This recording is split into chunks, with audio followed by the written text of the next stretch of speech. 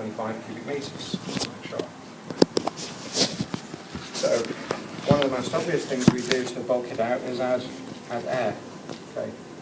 So that changes its embodied energy if we measure it per unit volume. It's not done for that reason, it's done for economics. So why is it environmentally damaging? I mean, if it's already low energy, how do we make it better? Right? That would be my next question to you. So if it's already 4.5 megajoules per tonne, and if you made it 3 megajoules per tonne or 2, you might say, what's the point? It's already 4.5, but because we use it in such big volumes, that would make a large impact. So why is it such a high emitter of CO2? Look at how we make it. Okay, so we dig rock up out of the ground. Which rock? Well, it has to contain calcium carbonate, CaCO3, that's our main ingredient. Confusingly, right, and I think you can blame geologists for this, but they call all these things lime. That is confusing. So calcium carbonate is sometimes called lime. There's different forms of this. There's calcium oxide, calcium hydroxide, they call them all lime. So when people say, I'm adding lime to this, it doesn't really tell you much. You'll see why in just a minute. I'll show you some more. So we look for a source of that. It's usually limestone or chalk. We take silica and a bit of aluminium oxide, that comes from clay. We mix them together, add a bit of iron ore, which is hematite, which is red rock, and we bake them at very high temperatures, ceramic temperatures, so this is 1300 degrees C. And you might remember from chemistry what happens to a carbonate when you heat it up to that sort of temperature. You carbonate, so this is CO3. If you heat this up, you'll separate out calcium dioxide and you produce an oxide. So you're left with calcium oxide. Right.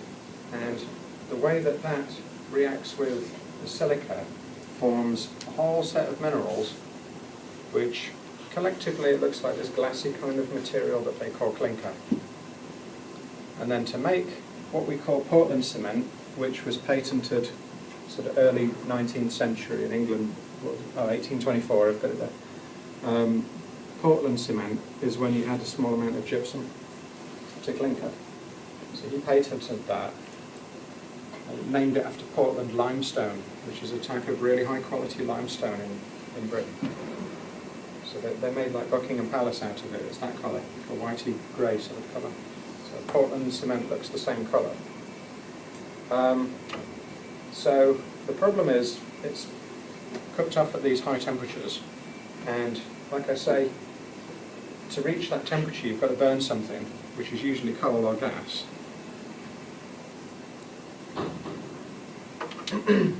And so you're producing CO2 from burning the coal, but then you're also driving CO2 from the rock to produce calcium silicate, which is your main ingredient in cement.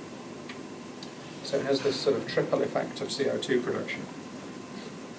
Only about 1/3 of the CO2 that's emitted from making cement comes from the fuel.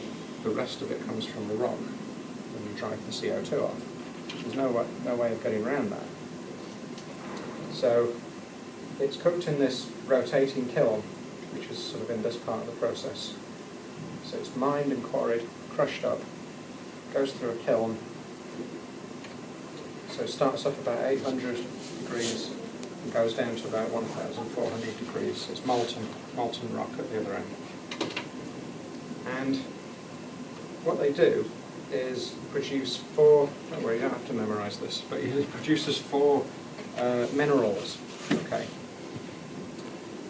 So the main ones we're interested in are these calcium silicates. So we've got tricalcium silicate, which has 3 lots of oxide, and dicalcium, which has 2 lots. So for short, they call them C3S and C2S. And then a much smaller amount, we have these aluminates and tetracalcium aluminoferrites at the bottom. So the bulk of the materials are these two. And what they do is because you get all different types of cement, you can get rapid setting, slow setting, high strength, standard strength, all different types. And what they do is they change the amount of calcium and silica that they put in, and they also change the duration that they hold it at different temperatures in the kiln. You might think that's boring, but it has implication for CO2 emissions, right? Because the mineral that they're trying to make more of these days, and probably for the past sort of 50, 60 years, is this one, C3S. The reason is because it reacts 10 times faster than C2S when you add water to it, and it produces twice as much heat when it's curing. Right? Because cement reacts water with these to produce hard minerals. That's how it gets its strength. So what they want these days in construction is cement that gains strength very fast. This is the advantage. Traditional lime materials, lime mortar, lime concrete now, these days, are being pushed ecologically for being low CO2. Have you come across that? Lime mortars? Yeah. The only difference between lime mortar or limes that are used in building and cement is that you don't put in the silica, and you're not trying to make these minerals, you're just trying to make calcium oxide. So you can make that at lower temperatures, only about 900 degrees. And as we see later, that oxide, whether it's in lime or cement, reabsorbs CO2 from the air to go back to being carbonate. So it slowly does that, converts back again to carbonate. So ecologically people say, oh, use lime, not cement, because it will recover all the CO2 back again. Not strictly true, because you had to heat it up to 900 degrees. So they're discounting the fuel that was used, but the material itself, in theory, can fully carbonate. Yeah, over what time scale? Oh well, can take up to 25,000 years. So it's not in our lifetime. So full carbonation just missed that little detail off. Don't put that on the sales literature, they'll never buy it. So with cements, they will carbonate exactly the same sort of time period. So up to about 900 degrees you're driving off the CO2 from the limestone. Then above that you start to form the dicalcium silicate, the C2S. To form C3S, what you need is more calcium oxide. So in your ratio you've got to add more limestone. So if you're doing that, you're producing more CO2. So the more rapid setting, modern cements produce more CO2 naturally. And to do this reaction where you're converting C2S, which is called belite, into halite, which is C3S, is done at higher temperature. So the more modern cements produce more CO2 for two reasons. One, because they're higher lime, and two, because they're higher temperature. So we've got a problem with cement chemistry to start with. The construction industry don't want slow setting cements. They have enough of a problem trying to use limes. So if you were building a brick wall like that, after say 12 to 24 hours you can build up to about this height, and the day after you can do it again, the day after again. Or if you're building foundations, you pour the concrete and after 4 days you can build on it or drive vehicles over it. With lime, much slower. It takes about 90 days to get up to that sort of level of strength. 3 months.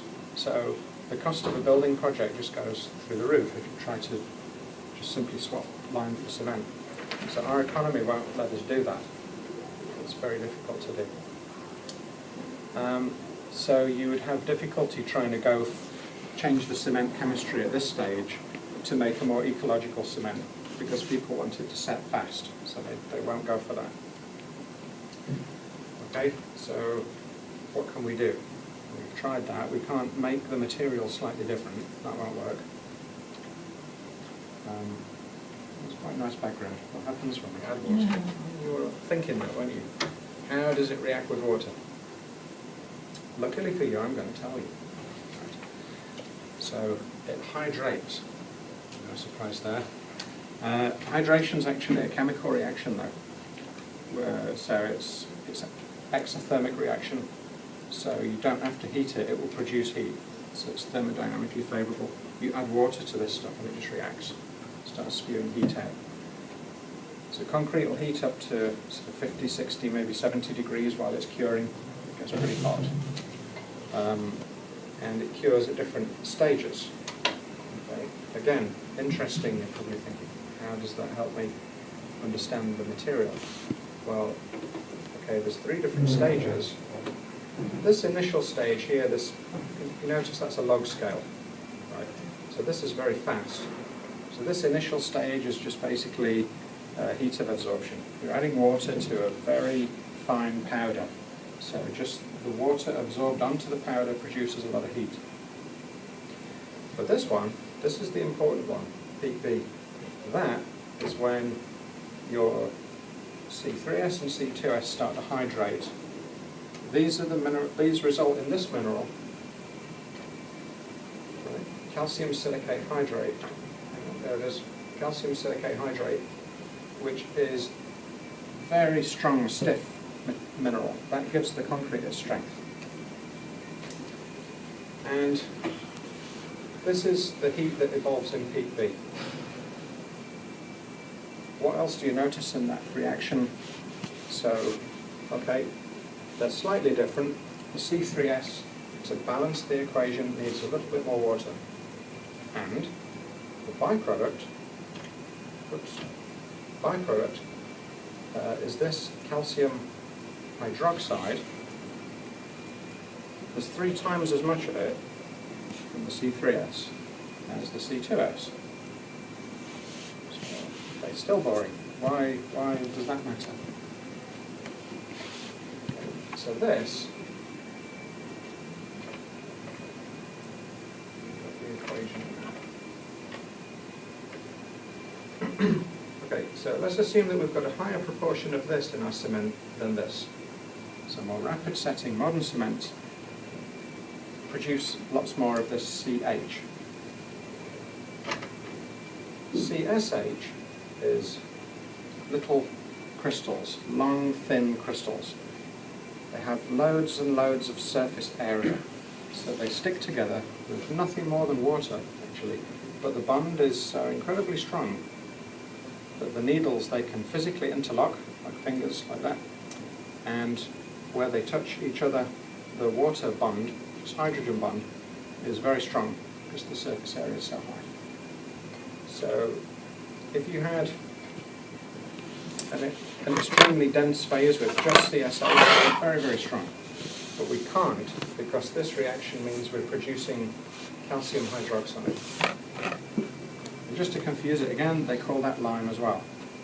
So it doesn't really help. Technically it's called free lime, but it's calcium oxide that's been hydrated. And so you can't get rid of that, it's a byproduct. And the problem with it is that it sits, it grows along with the CSH, and it sits inside the structure of the cement and messes up the structure. So it's an imperfection that happens in the crystal structure. I've got some pictures of it here in case you didn't think it really existed. So I always question everything, but this is... actually, one of my PhD students took this one, and I told him I would put it on some slides for him to make it famous. So these are some... This is actually an air bubble inside some cement paste, and these little wafers that you see sticking in there, they're calcium hydroxide crystals. So they grow inside air bubbles, but they also grow inside the cement paste itself. So as your cement grains are hydrating with water and forming lots of CSH, these little free lime crystals pop up and they get stuck in between the grains and they weaken the cement. Okay. So still not making sense to you yet. Right. No? Alright. So it does that. We don't really want these little imperfections in our cement. We would like it to be stronger. But we also want the cement to be more eco-friendly. So the connection is Mount Vesuvius. No? Still not sure. Okay. And the missing link in the puzzle is Mount Vesuvius. So Romans, so this is about 200 AD, they used to add calcium hydroxide to ash from volcanoes to make what we now call cement. So they made very early forms of concrete. They're not really substantially different to Portland cement. Portland cement came about another 1,600 years later. So civil engineering doesn't evolve very fast, right? Sorry, civil engineers, but all your materials are like 2,000 years old. So, it's true though, isn't it? But yeah, concrete cements are not new. Portland cement was only patented then. I mean, it was just like a slightly improved recipe, that's all, but it's the same stuff, essentially. They were doing this, and they realized that if you add volcanic ash, which is almost entirely silicon dioxide, silica, very fine powder. Well, as you know, because when there's a volcano, it flies through the air and it takes ages to come back down. Very, very fine powder. If you mix it with calcium hydroxide, you get CSH, calcium silicate hydrate. So if you mix that with the S from here, which is SiO2, silica, you get that. So, if we got some volcanic ash from Mount Vesuvius and added it to our cement, all of this stuff here would turn into this stuff, CSH. So you get a stronger cement, much stronger actually. So, is that good? Yeah, because it means if it's a lot stronger, you can use less of it. So, this stuff, volcanic ash, came from a small town just outside Mount Vesuvius. Interesting story, called Pozzuoli. So, ash with lots and lots of silica became known as a pozzolan, something from Pozzuoli. So we still use that term now, and now though we use it for any powder which is really rich in silica.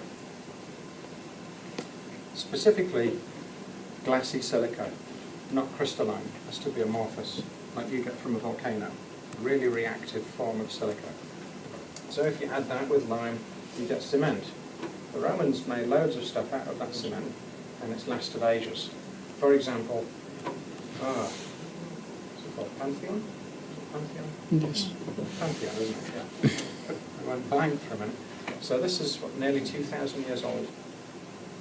All made of concrete from lime with volcanic ash mixed together. They couldn't always get volcanic ash because not everyone's got a volcano, even Italy. So when you start moving around, you think, oh, bugger, there's no volcano, what do we do now? So they found you could use other stuff, also rich in silica, like, for example, clay that's been baked. So bricks, red bricks, if you crush them up into fine dust, it makes a nice substitute. Or if you haven't got that, you can just burn wood in layers with clay and take the white wood ash afterwards. That works too. So it's a pretty low energy way of building. And it lasts a lot longer than any concrete structures that we've made with Portland cement.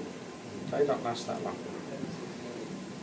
One of the things the Romans were really good at that we seem to have forgotten, structural engineering wise, was the arch and the dome. If you build that, you don't need steel reinforcement. That's why it's lasted. As soon as you put steel in concrete, you set the clock running to when it's going to collapse.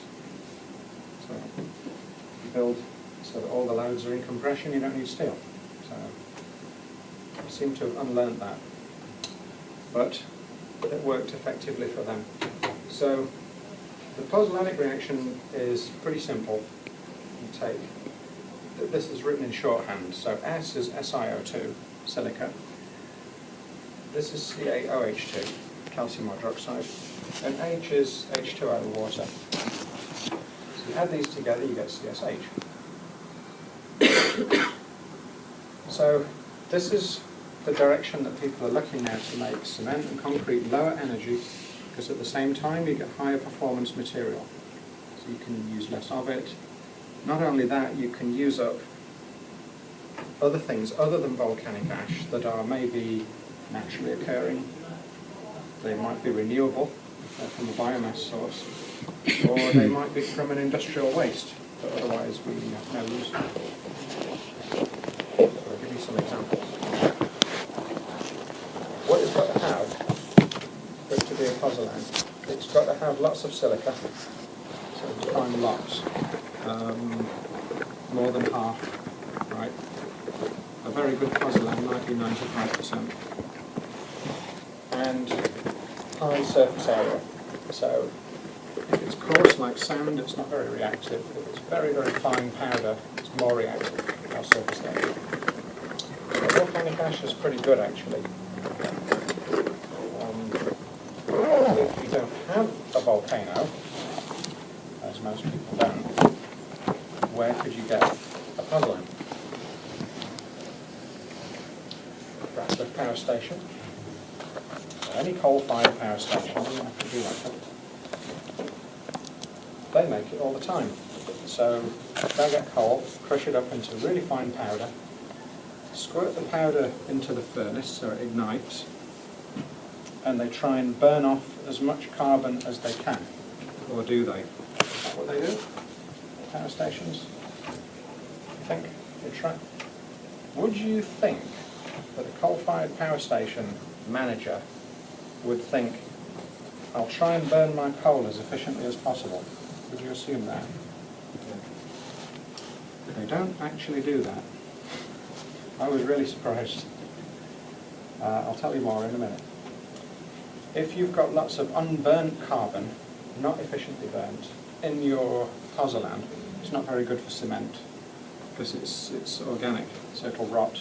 It'll swell up with water and it'll rot inside the concrete. Not good.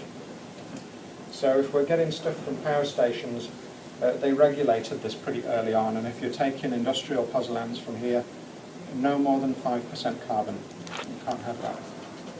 These days you're struggling if you can get lower than 8% carbon from a power station, to be honest. A lot of the time it's more like 15. They don't burn it efficiently. There's a reason, and the reason is money. Not because they're trying to save money, but they're trying to make money. So when you're selling energy, so if you're Mr. Eon, right, whatever his name is, set Eon up, I don't know, Mr. Eon. Mr. Eon, right, who owns a power station, and you're selling electricity to the national grid in Britain, or any country, what you do is you look at the demand coming in from the grid, and you say, right, I've got a power station, I will sell you 1,000 megawatts, and I'm going to give it to you from then up until then. Right. And here's what I charge per megawatt.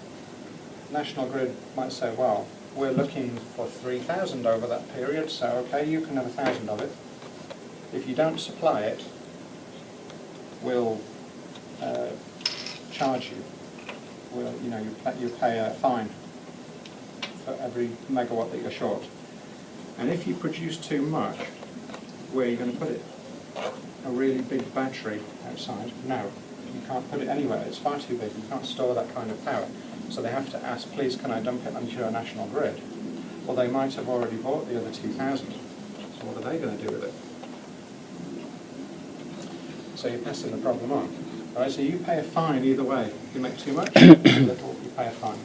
That's pretty difficult if you then say to your engineers, burn just enough coal, just right, to give me 1,000. If it's over or under, you're fired.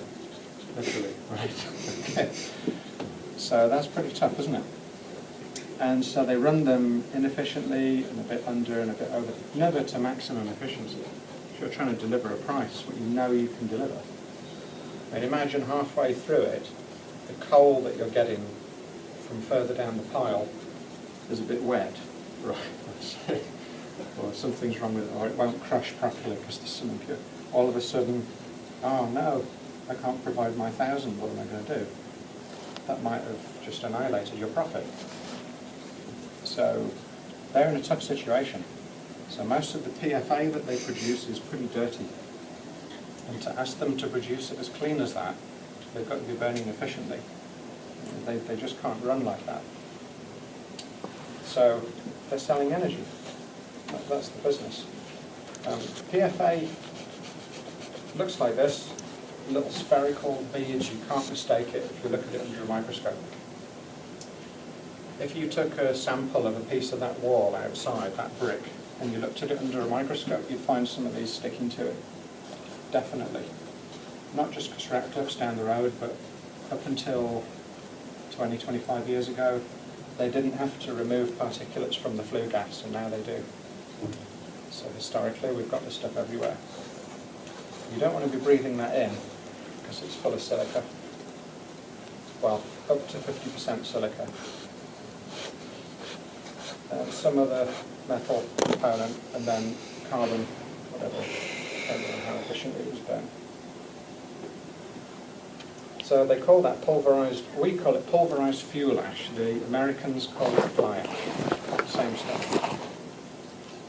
So you can just go along and get that. If you put it in concrete, not only is it using up the CaOH2 and turning it into CSH, making it stronger.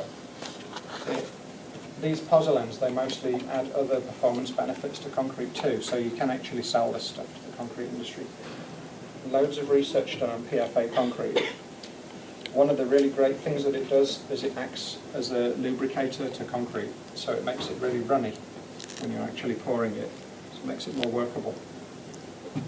So there was a new class of concrete invented that you might have seen before called self-compacting concrete.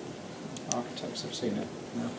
Architects love it because you can make funny shapes and stuff, formwork, and then you can pour the concrete in and you don't have to use vibration to compact it. But normally you have to vibrate concrete. So by using high PFA content, this SCC, self-compacting concrete, was invented about mid-90s. So you can only do that with pozzolans. So they have performance benefits as well as ecological.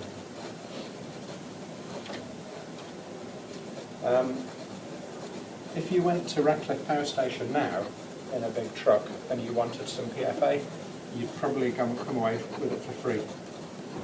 They might charge you £1 or £2 per tonne. Probably it would be free. The reason is money again, in that if you want to bury stuff in the ground, and I don't know what it's like in the country that wherever you happen to come from, but here you pay a tax for anything that you put in the ground. You bury stuff. Even if the stuff that you put back in is what you've just dug out, perversely, right? So if you own a quarry and you dig some clay out, you don't want it, and you put it back in, you pay tax on that. It's landfill. It's landfill tax. It's like, come on, it's the same land. But you do. So power stations, they're kind of stuck, because if the concrete industry don't want to buy this stuff, where are they going to put it? Most power stations are next to a river, coal-fired power stations, because they need the water to operate the cooling towers. And you can't just pump stuff back in there, because then when you've got dead fish floating down the river, the Environment Agency tends to freak out about things like that. They don't like it. So you have to be careful what you do near the river. So if you bury stuff in the ground and rainwater leaves with it, if you don't use the waste, its energy goes up. So embodied energy calculations are subject to change. So silica is now more eco-friendly than it used to be, and silica fume has gone up. Not only did they realise they could use it, but it's pretty damn good pozzolan compared to things like PFA.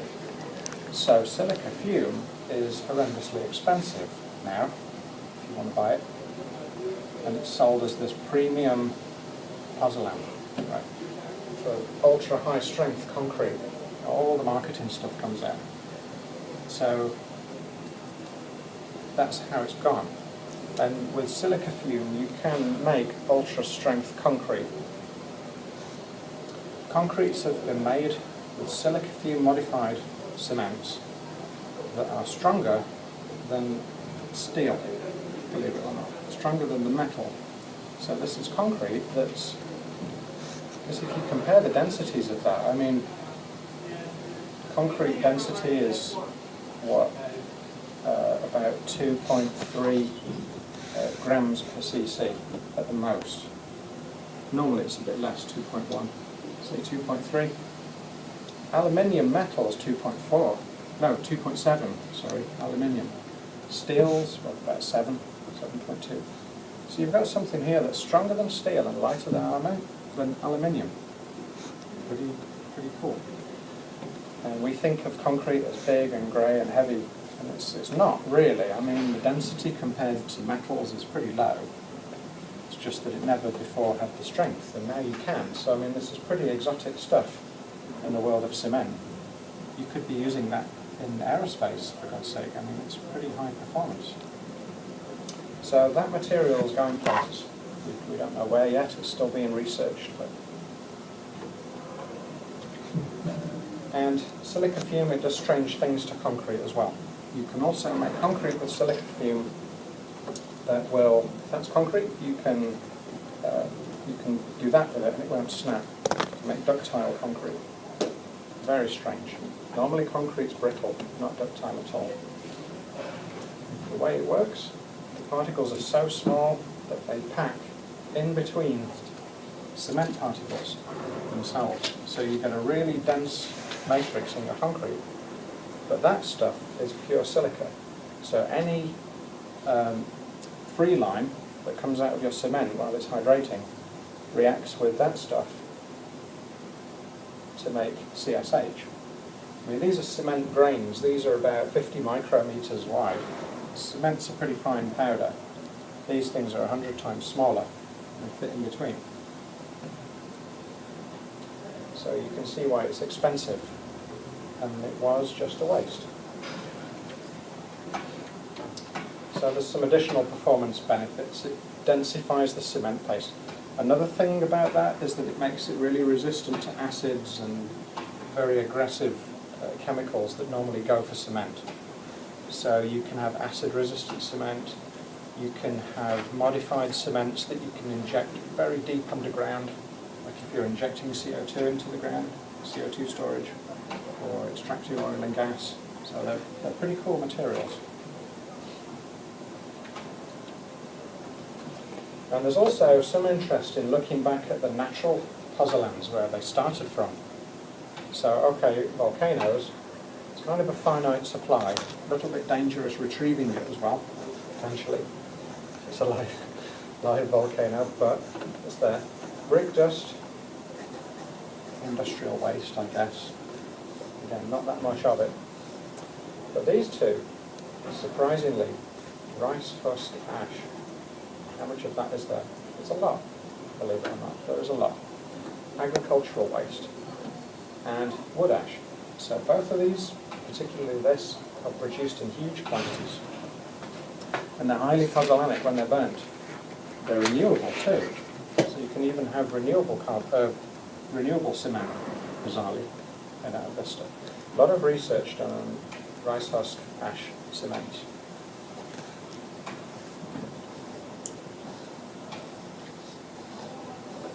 But in the UK, we've got quite a big iron and steel industry, and the favoured pozzolan in this country is not actually technically a pozzolan. I mean, it sort of is, but it's half something else as well. They call it GGBS, so it's ground granulated blast furnace slag. Right. So blast furnace slag. Slag is a real word. It means something else, which is probably now. But originally it was a word from Metalworks Intelligence. You left over a residue that you don't want, and you've separated the metal out from the rock. So molten, from Metalworks, from iron production, it's the melted rock floats on top of the dense iron, and then they drain it off. So it's mainly, it's calcium silicate, it's mainly calcium and silica from the rock. It's impurities, the non-metal from the rock. And it's drained off, and traditionally it's left to just cool down in big lumps. And it's very, very hard, quite abrasive sort of material.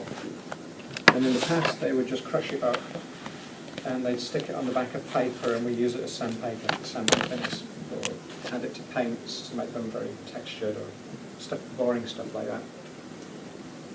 And they figured out that if you cool it down really fast in water, it goes through a process called granulation. So all the silica in there, instead of forming in big crystals, turns to glassy silica. It's amorphous silica. Then if you grind that up into a fine powder, you've basically made a pozzolan. But the other thing that it does is when you cool it in water, is it forms dicalcium silicate, which, if you remember back to cement production, that's one of the main cement minerals, phthalate. So GGBS is what we call a latent cementitious material, which means it's cement-like, but it's lazy, right? So you either have to heat it up to make it work, or you would add a pozzolan to it to make it work a bit more.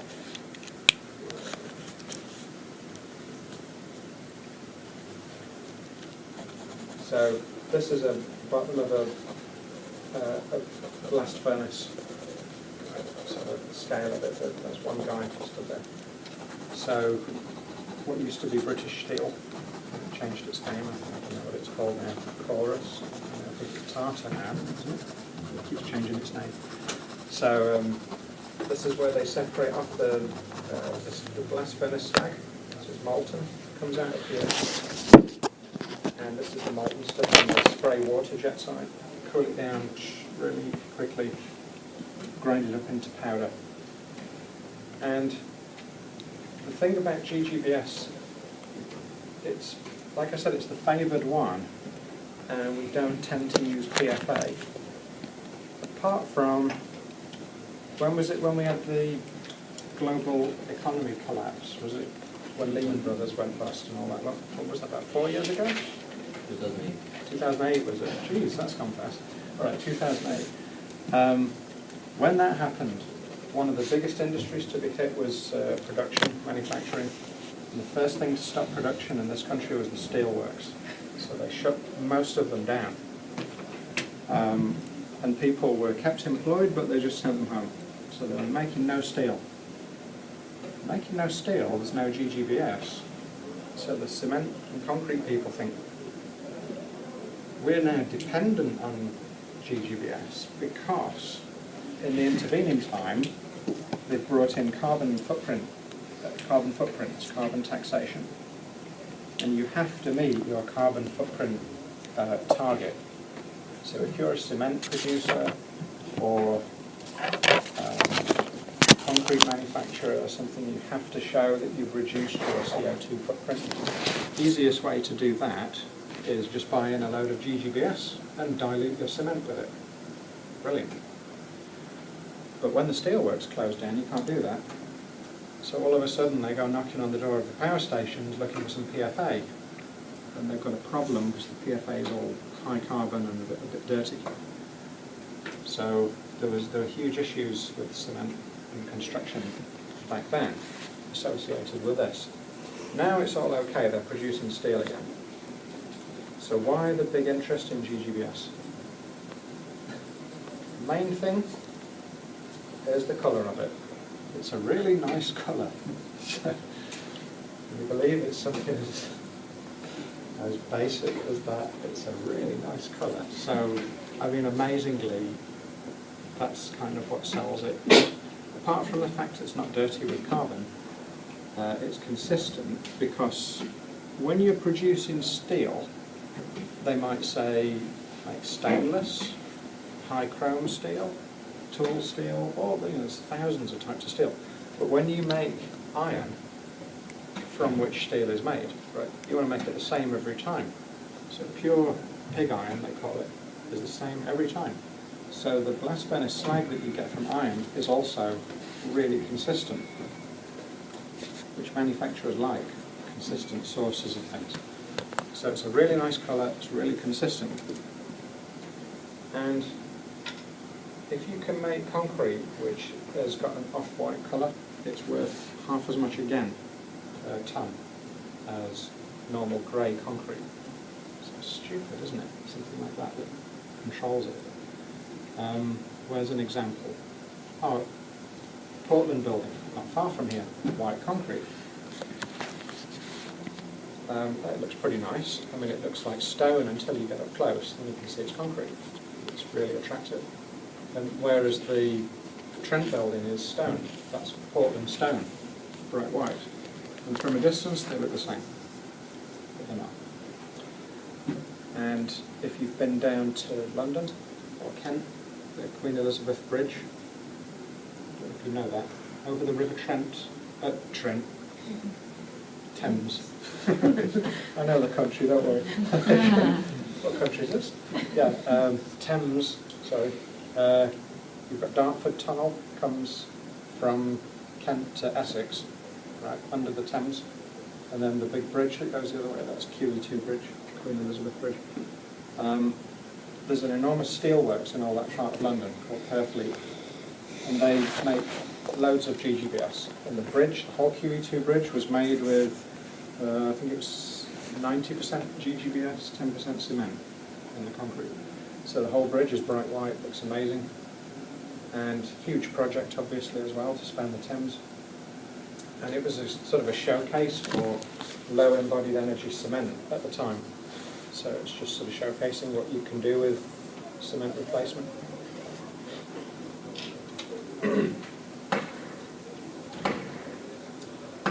And I've always wanted to go with one of those things. Have you ever tried them? Nail gun. Pneumatic nail gun. Have you ever had a go with one? I've always wanted to go with one of those things. They're very cool.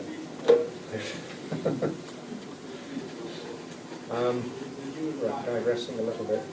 Okay, cement. So then, because there's so many different types now, they classify them all in really boring standards. Okay. The really boring standard that they use at the minute is European Standard 197. So this is the definition of cement, that it's a hydraulic binder, okay, which means that the minerals inside it react with water to harden. They form CSH. So lime doesn't come under this standard because it's not hydraulic. The lime won't set under water as cement will. That's the definition. So you can still replace some of the cement with other stuff.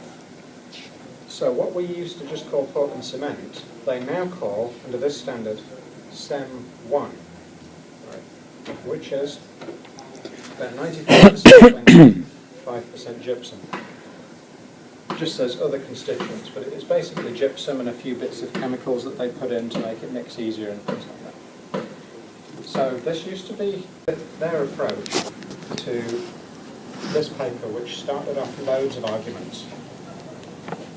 There was Lenzen and Trelaw, these are some Australian researchers, and there was a rival, Borgerson and Gustafsson, I think that's how you pronounce it. And they was playing this sort of tit-for-tat game of publishing a paper and then publishing in response to the other group and so on. And they were pretty much arguing about how do you assign different amounts of energy to compare buildings. So is a concrete building better than a timber frame building, or is it vice versa, and so on?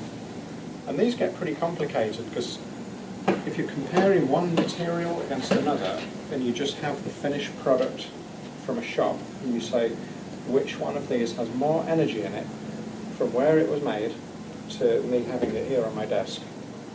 So that's very different to saying making a building with it, because then you've got to take into account where it was transported from and what you did to it on the building side to turn it from a material into a building. So then things start to change places. Okay, this is a more eco-friendly material, but I've got to do this, this, and this to it to make it into a frame. So now it's less ecological than this one, and you start to trip over yourself. So these guys took two very opposite approaches to looking at actual construction types, and I think in the end, no one knows what you should do. This doesn't really help us. I've put both papers on the Moodle for you. Please have a read. They're really funny. Really learn a lot. And try and, probably you won't be able to decide which one you agree with. And I think there is the problem with embodied energy. People steer away from it.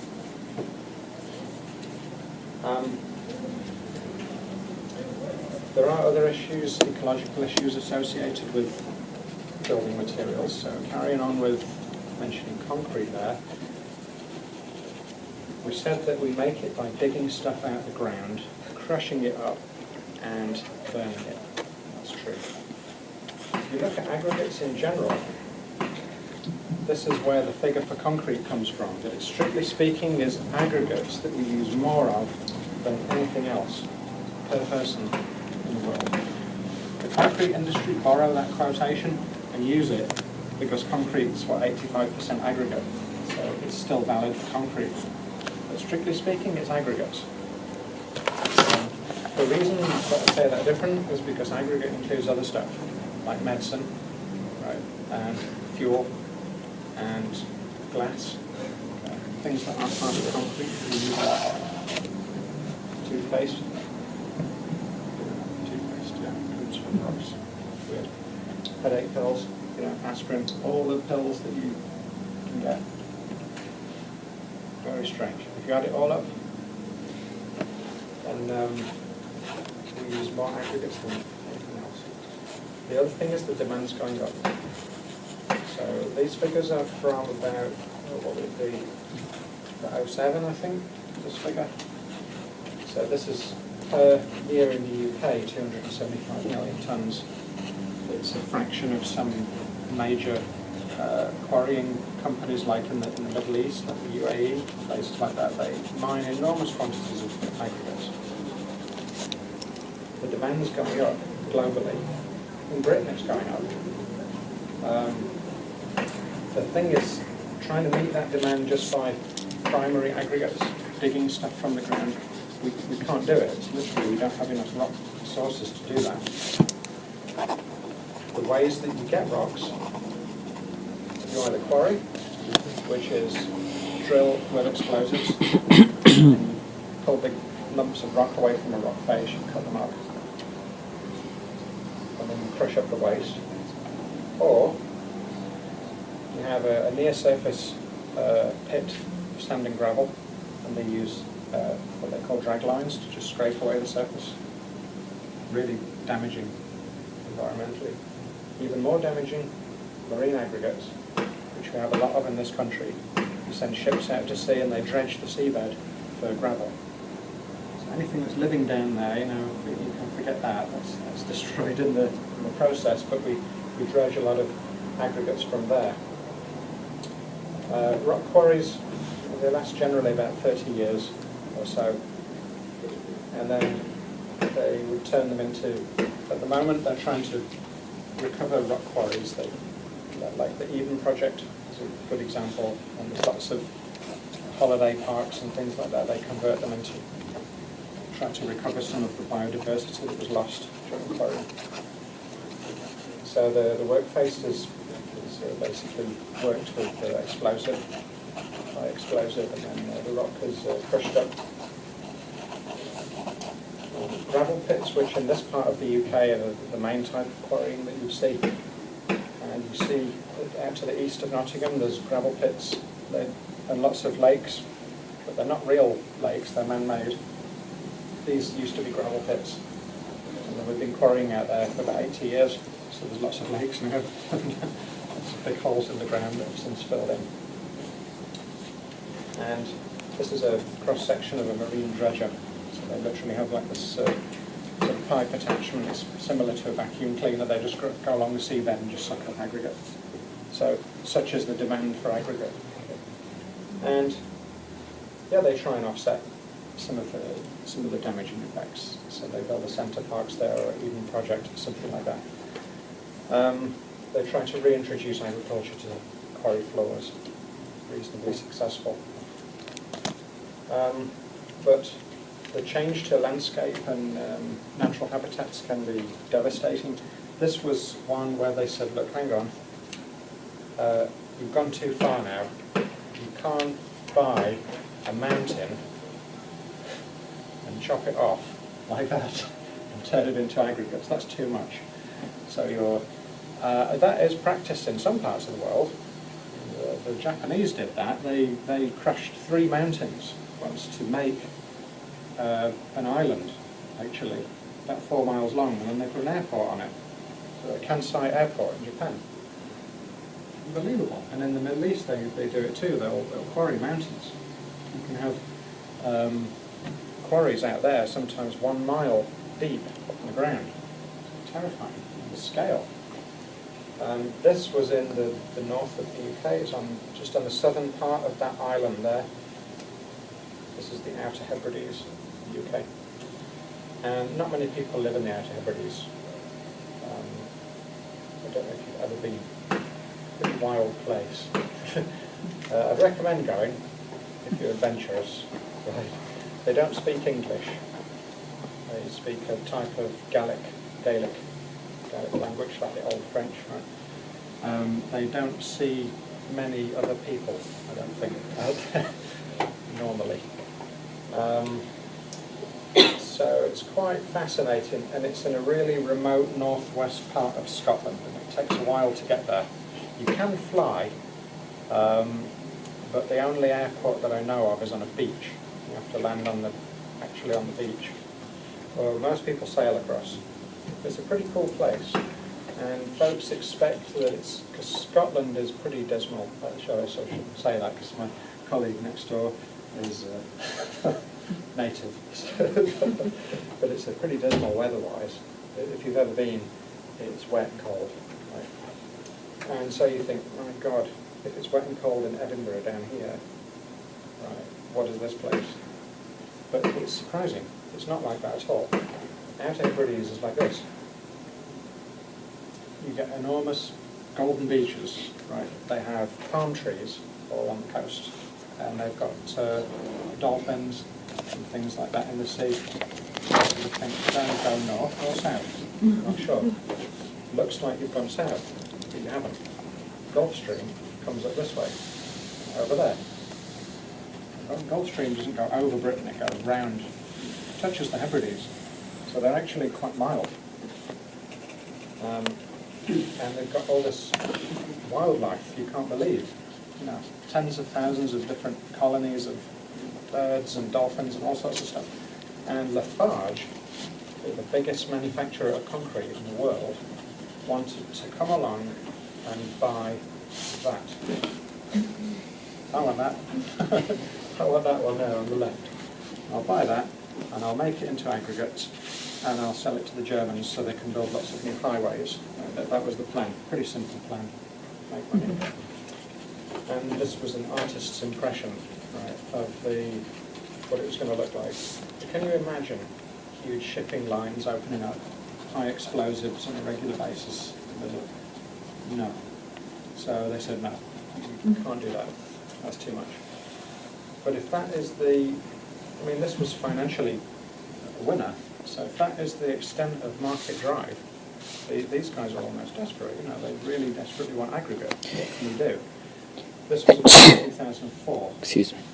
So what would the government do in that sort of situation? So we've got a finite supply of aggregate. You can't chop all our mountains up. The demand's going up. We don't want to do anything to damage the environment. So what shall we do? We'll tax them. It's a great idea. That's what governments do. Let's tax everyone. Tax them for digging stuff out of the ground. We'll tax them for putting things back in the ground. That's not popular with quarry industries, amazingly. Reason is, if you operate a gravel pit, like the one I just showed you, come along, you dig some gravel out of the ground. It's not pure gravel. It might have bits of clay in there that you don't want, some salt. So what do? You wash it, right? Nice pile of clean gravel. Concrete companies come along, right, I'll buy your gravel, that's very nice, they take it away. Then you're left with a pile of clay. What shall I do with it? Put it back in the ground. Tax. Pay tax again. So you pay tax for digging it out, you sell the gravel, and you pay tax for putting the clay back in. No one wants clay, it's not very usable. The only sort of people that want it is if you're making ponds, you're making a big lake, you want to put it in the bottom, or if you're bedding pipes on things, they might put it under that. That's it. £2–3 a tonne, that's all you can expect. Gravel, they might, so the price of gravel goes up, so they've got to cover all this tax cost. So they introduced the landfill tax, which affects quarrying, and they introduced the aggregate levy tax, which is only primary aggregates attract that. So if you've got a secondary aggregate, it's not taxed. So all of a sudden, secondary aggregates become really attractive. Look how much money they made from landfill and aggregate levy in 1 year. Compare that to the climate change levy.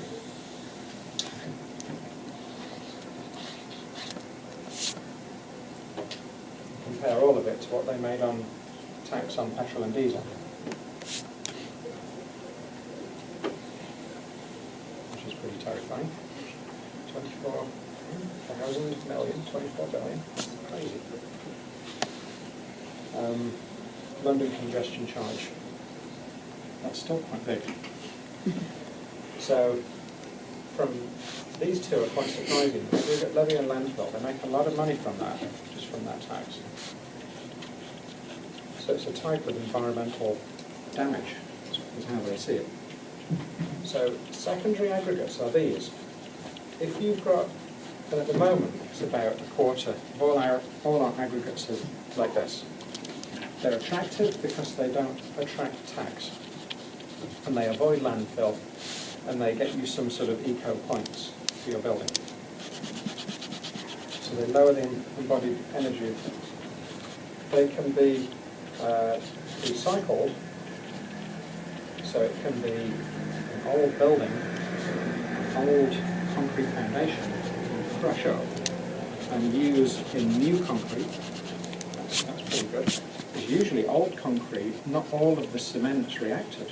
Some of it's just dormant. So when you crush up old concrete, you don't have to add as much cement to the new concrete. You can reactivate old cement in crushed concrete. So that's pretty attractive. And then there's some byproducts. So they can be manufactured, like from blast furnace slag, or they can be natural, like from mining, coal mining, clay mining. And if you look at how much waste we actually produce and how much of it we could be using to replace aggregates, it's a lot. So these are all the, this is the pie chart of all the controlled waste in the UK. This data is about 5 years old. It's probably gone up. So controlled waste, about 140 million tonnes. It's a lot. Imagine that it was all landfill, £5 a tonne. That excludes household waste. So this is how it's divided up. And this. So in grey, discount those. coloured ones, are all potential sources of aggregate.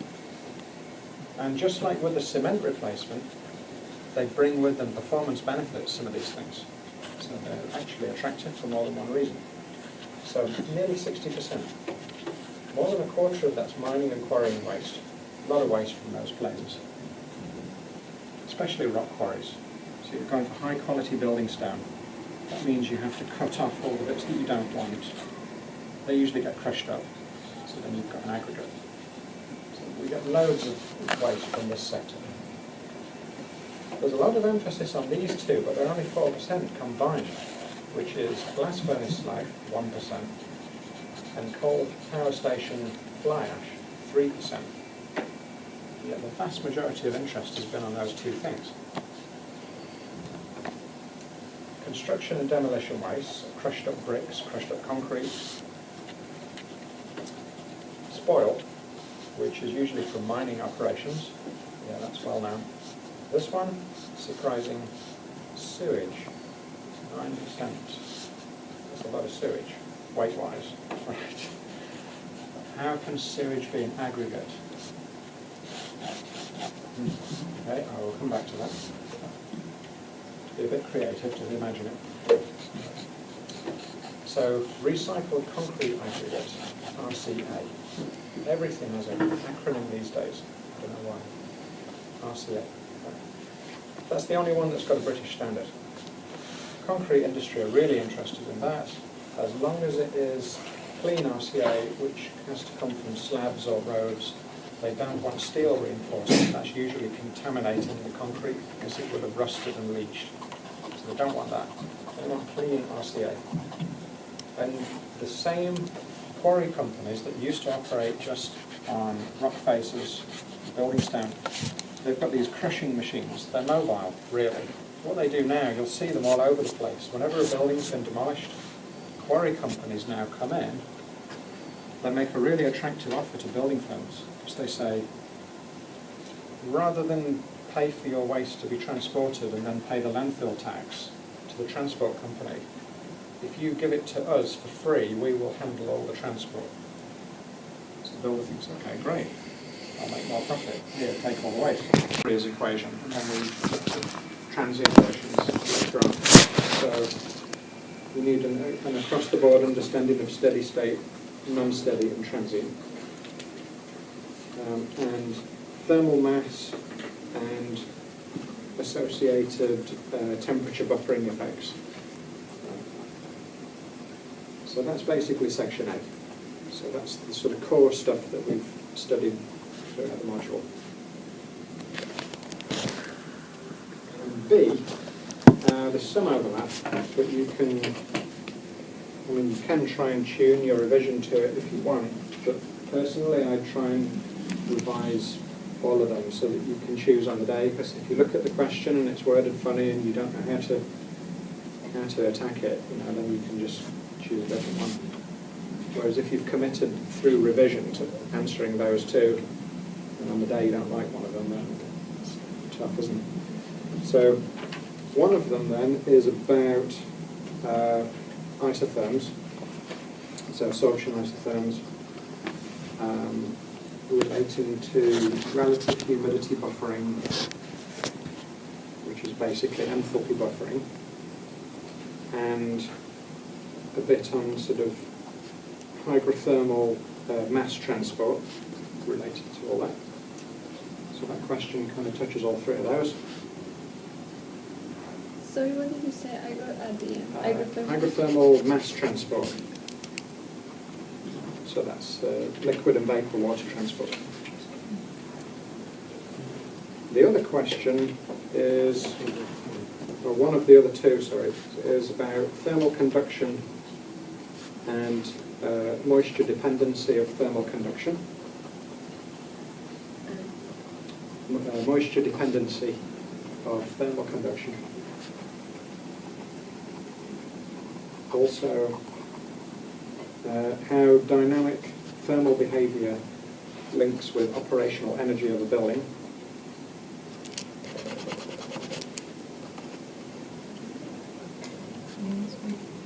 And the last question in section B is about water absorption in porous materials.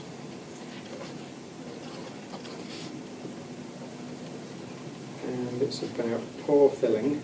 So inside pore structures, the different mechanisms of pores filling and how that relates to the isotherm.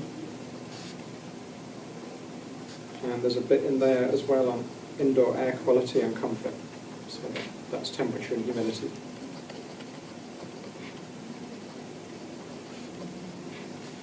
So you can see in section B they're kind of themed, and there's a slight overlap between them. But it's basically so you can pick on the day which choice, which one you choose to answer. And the third thing in the third question was air quality and comfort. Water absorption in porous materials. And the second thing? I'll just read it again. Pore filling mechanisms and isotherms.